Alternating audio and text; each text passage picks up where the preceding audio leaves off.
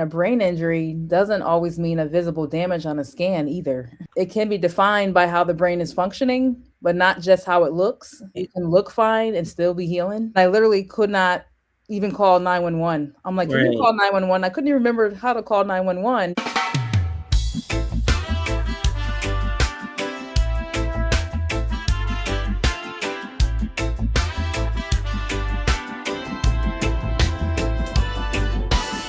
Let's have a conversation about cognitive decline.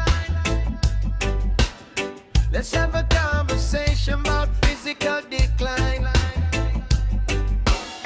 We're educating masses about the brain and the spine. We're educating people about balance, gait, and decline. Let's have a neuro wellness conversation. Let's have a neuro wellness conversation. Let's have a neuro wellness conversation. Welcome to Neuro Wellness Conversations, where clinical insight meets lived experience. We're your hosts, Dr. Katrina Banks and Dr. Lewis, both physical therapists, and today we're talking about traumatic brain injury and how that all looks and about how life after brain injury can affect you and why healing is not linear. I'm good. How are you? I'm pretty good. How was your day? Because the day is the work never ends. It never ends. I've been For using my neurotherapy. brain all day.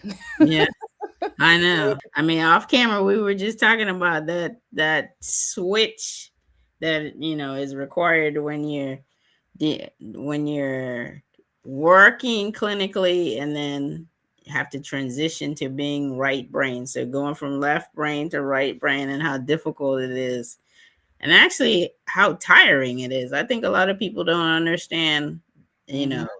that it takes a lot to be clinical and then also managerial, creative, doing things outside of the clinic. So I understand the fatigue. Yeah, it's no joke. And most people do it all day. They All are day. multitasking, they're doing two or three things at once, and we don't even think twice about it. Our brain Nope. is doing the work. That's right. That's So right. we got to be thankful about that.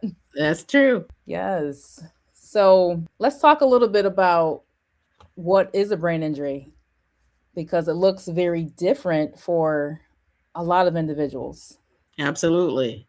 Absolutely. So for a lot of people, I think they think about it from a traumatic side of where there's been some kind of significant trauma. But in reality, they don't realize that quite a significant number of cases of TBIs. As a matter of fact, some of the statistics that I looked up said that 80% of traumatic brain injuries are actually mild traumatic brain injuries, and those fall under concussions. And I honestly don't think a lot of people realize that a concussion is a form of a traumatic brain injury. I have to agree. And a brain injury doesn't always mean a visible damage on a scan either. Correct. It just really just means that the brain has experienced some type of disruption, something that changed how it processes information, how it's regulating energy or responding to stress. Right. So it can be defined by how the brain is functioning, but not just how it looks. And you Right. can look fine and still be healing from it Exactly. and pushing Exactly. through your day. I Absolutely. know all about that. Right. Exactly. Yeah. Give the audience a little bit of your experience that you've had with a brain injury. So, unfortunately, last spring, I had an auto accident in which I was hit on the driver's side, in which the other driver ran a red light. Wow. And I ended up hitting my head on the steering wheel and the door on the left.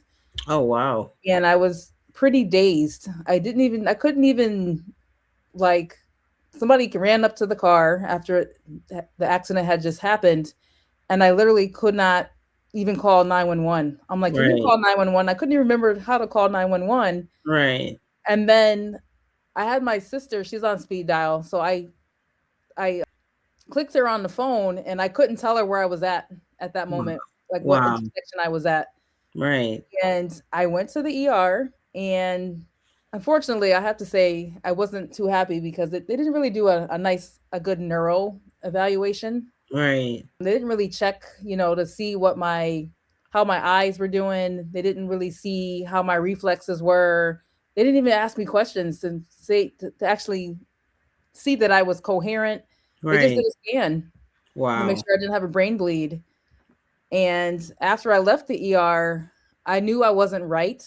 Like I was Mm-hmm. functioning, I was okay, I was Right. sure, but Mm-hmm. I would walk into rooms and not remember why I walked in the room. Wow. And I would do that like several times, and I'm like, okay, this is not me. You're right. This is Exactly. totally not me. So I went to the doctors, follow up. All they told me was, you know what, there's nothing much you can do. You just have to rest and let your brain just do its thing. I'm Hmm. like, no, there's a protocol for this. Right. Exactly. There's a protocol for this. So it was just about, getting outdoors, staying away from screens, not Right. doing too much multitasking, and just allowing your brain to rest, To heal. to heal. Yes. And that's what helped me, you know, for during the summer. That's all I did. I walked every day outdoors. I Mm-hmm. wasn't on my computer too much. I wasn't reading a whole lot, Right. but it was scary because Yeah. I'm literally multitasking all day. Right. Exactly. I'm pretty sharp with things, remembering things, and just remembering, like, just walking into the kitchen, like, okay, why did I come in here? And then I would walk back Right. out, be like, oh, I got to go back to the kitchen. And I Yeah. would do it like 2 or 3 times in a row. And I'm like, okay, this is not right. Yeah. Yeah. You were having senior moments without being a senior. Super scary. But imagine the number of people that deal with that and don't Yeah. even realize they have a concussion or a brain injury, Exactly. As a you matter of know? fact, most moderate to severe TBIs occur because of motor vehicle accidents. Yes. And a lot of times patients experience it and don't really understand what's transitioning. And the unfortunate side of your story was, I think, the ER. I've read some articles that actually recommended that neurotherapists be a part of the emergency room. And for Yes. reasons such as yours, that actually verifies and backs up that recommendation, because Yes. a neurotherapist would have been able to put you through that assessment that would have, Mm-hmm. demonstrated that even though your scan was showing that there was no brain bleed, which is what they were looking for, Right. that there was still something that was not normal, Mm-hmm. for you. And that's the part I think that a lot of times is missed in the medical field. Yes. And so it's hard for even people to understand that they need to have some therapy.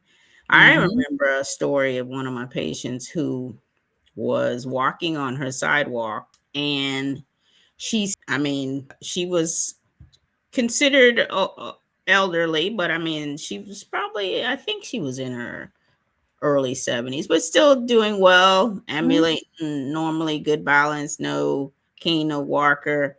I think she was walking on the sidewalk with her dog, if I'm not Mm-hmm. mistaken. But there was a piece of yellow tape that was across the sidewalk for some reason. Mm-hmm. I think they had just done some repair to the sidewalk. And she, without thinking of it, stepped over the tape, but tripped and Oh, fell and oh, landed on her chin. oh. So, needless to say, she started having significant issues after that and was sent to me for neurotherapy. But her signs and symptoms clearly pointed to somebody who had had a concussion. But I don't think the doctor that referred her understood that that Mm, was what was happening with her. So she was having, headaches. She was mhm, having fogginess of thought, mhm. difficulty remembering. Yeah. He was this person who went from fully functional, 100% independent to barely being able to go through the day Wow. because yeah, because she needed her brain just fatigued, so she needed those rest periods. She needed to Yes. be less stimulated, light was a Mhm. factor and things of that nature. And it was unfortunate that, you know, they referred. Well, first of all, they had a good understanding that there was something probably going on because she Mhm. was experiencing headaches, but it was unfortunate that they didn't really approach it from the perspective of a concussion. So Mhm. I had to do a lot of education with that patient. Yeah. How It's about you? a lot Yeah, of stories like that, and I think that neural exam is so critical. very I critical. mean, recently, like this past December, or I might have been November, there was an influencer that had a fender bender. Hmm. It was less worse than my accident, Right. and he ended up dying. And he Wow. went to the ER, but they didn't do that neuro. They couldn't have done the neural exam because they sent him home, and he ended up having a seizure and passing Wow. away. So, but just Wow. imagine if they had done the neural exam and figured out that something was wrong, you know. Exactly. Right. So that neural exam is so important, and I think It's very important. And it's very important. And it shows the relevance of what we do and what we know that goes outside many scopes that I think people understand right, and even try to incorporate. And it's something that I think they need to, from a healthcare perspective, we need to be better about. You know, absolutely. and we need to have a better understanding of what that person who has had a traumatic experience is demonstrating and what Mhm. those demonstrative signs and symptoms actually mean. Right. It's But tough. that's the unfortunate side of healthcare. The good thing about it is there are, some who are knowledgeable about it and are able to pick up those things. And I was happy to have been able to have treated that lady and kind of educated her Yes. because she had a better understanding of what was going on with her and Mhm. could kind of handle it a lot better. And then she was she was a little bit more gracious with her own self because she was like, Yes. she felt like she should have been better, and Right. her chin healed, and facial features that were bruised up and skinned up because she hit her chin, but she also skinned up her face. I think she ended Mhm. up with like a black eye. it Oh, was it was pretty traumatic. She looked like she had gone through a boxing match. But one of the things that people don't understand is with concussions, yeah, I mean, you need to address it from the perspective of actually working on getting that person blood flow to the brain yes. because blood flow facilitates healing. And so Absolutely. you address that client or that person individually, but you Mhm. have to try to get them back to where they're moving, Absolutely. gradually adding in cardiovascular type exercise because that facilitates blood flow to the brain. Yes, it So, does. yeah, And so I was walking all summer. I'm like, I'm going outdoors. It's nice out. My absolutely. brain needs this blood flow right now. Well, that epitomizes wellness and that Mhm. epitomizes neuro wellness, what you did, because not only the walking, being outdoors was, helping you to mentally stimulate yourself with nature, Mhm. which is good. Some of the research points to, you know, us exercising outdoors on Yes, occasion because you're absolutely. getting that fresh air, you're getting that sunlight, you're getting, the vitamin D that you need. So, intermittently getting outdoors and exercising is so therapeutic. Yes. So that was, of course, we know you are a neuro doctor, so you knew you knew how to treat yourself in I that. did. Thank God. They were like, "Oh, you just go home and rest." I'm like, "Oh, no, there's other things to do. Right. Other ways to figure this out right now." Exactly. Have you had any other experiences that you can recall with any other patients or clients who had TBIs? Yeah, I actually had a very young lady, maybe in Hmm. her mid 20s, was working on her PhD. Wow. Was driving in her car and a wheel fell off of, I think, a semi tractor trailer and came through her windshield. Wow. And she had a pretty severe TBI, Wow. point where speech was not the same. She had weakness on one side, her walking was off, her Wow. ability to, think, process was slowed. Yeah. And of course, she hadn't been to any therapy that really focused on that. Everybody was just focusing on her functional mobility, but not really the neuro wellness component of it.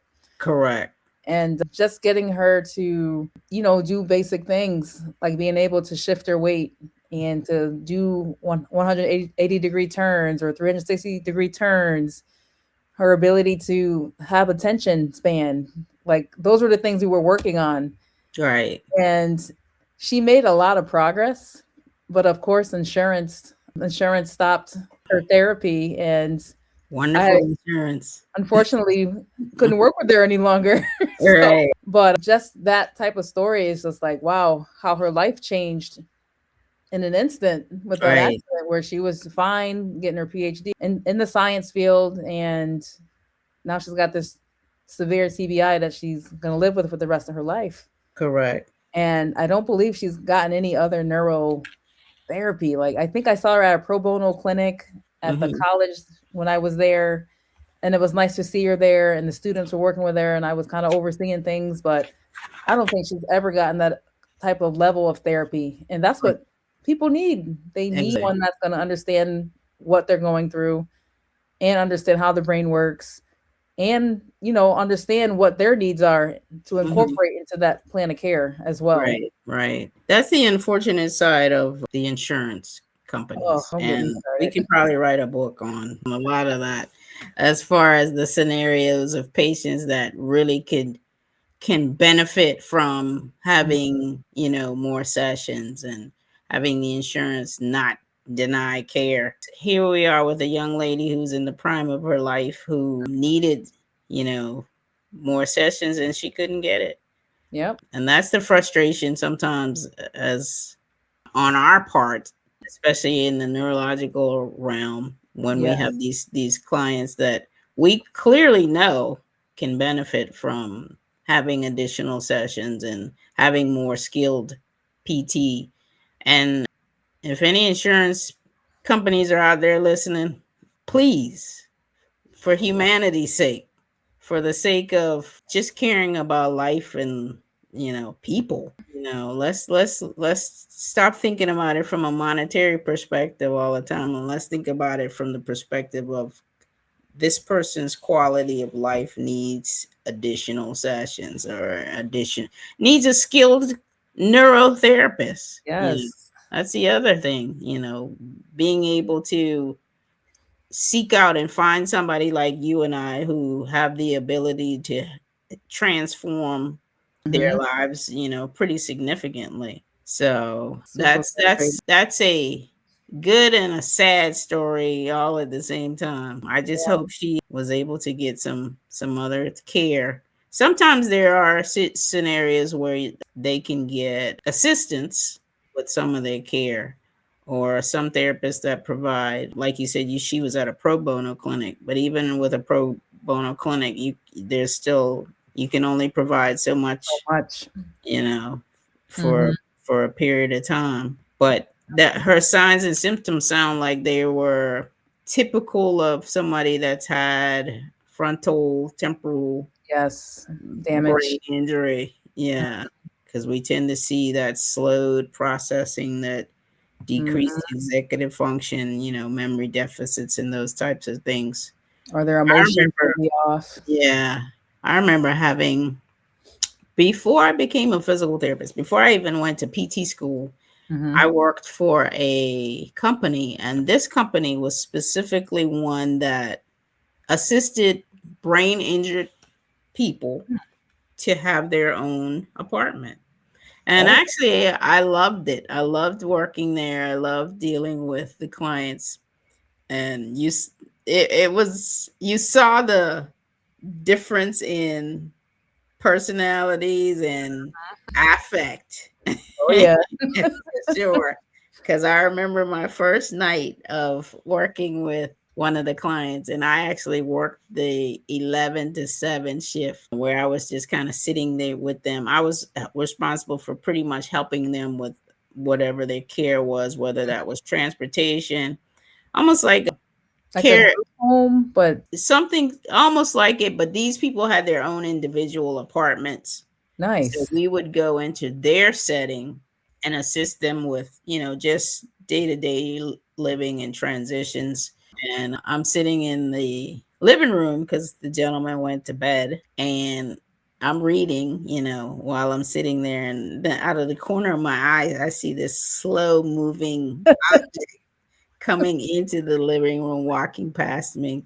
So I turned my head slowly and looked, and he was butt naked. Oh my goodness. And I'll never forget, I was like, oh my goodness, is this what I'm going to be dealing with? That is too funny. But, I handled it, I tried to stay Mhm. calm. All I did was look Yep. back down at my reading, and he went and got what he needed and went back in the room. And then early the next morning, he was like, just told me he's always been somebody that just preferred to sleep in the nude. I was like, well, Yeah, you are in your space, and I have to respect your space. So. absolutely. But you handled that well. Girl, I No? thought so because I was pretty young back then when that happened. For the most part, probably would have normally taken off running and ran out of there. That is too This funny. this time it was like, okay, let's handle it with maturity. But I worked with a couple of them, and he was one that actually had experienced a motor vehicle accident. I think actually he didn't have his seatbelt on when he had his accident. So he again had that frontal damage and was very lucky to even be alive.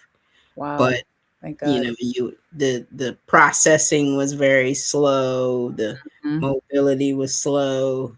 He was quick to get angry sometimes when he put Mhm. things his way, and just memory deficits for sure, attention deficits, just poor choices Mhm. sometimes in his thinking. But for the most part, he was a good guy, and we got along very well. One of my other gentlemen, he was completely opposite, more of a character. Yeah, loved to have fun, but he was one that you definitely had to assist with his monetary judgments It's a because big one. he was a former roofer and was working on a building, and I think the building had a section that was, I think it was glass, and he Mm. stepped on it and the glass broke through, so that's what led to his brain injury.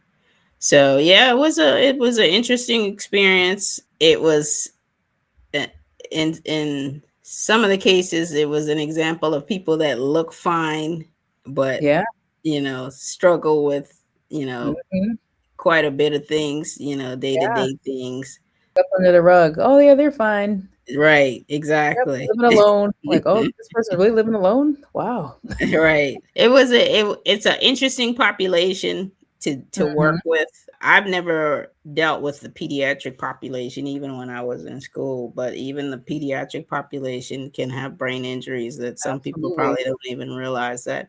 And one of the more common ways that they have brain injuries is with shaken baby syndrome. Mm.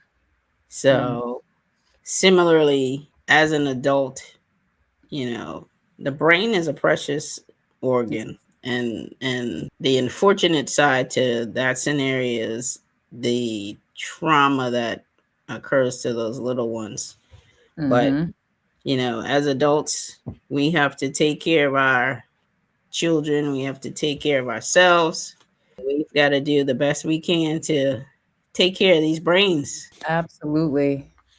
It's your control center. It So is absolutely. the brain isn't functioning well, your body isn't functioning well, your organs aren't functioning well.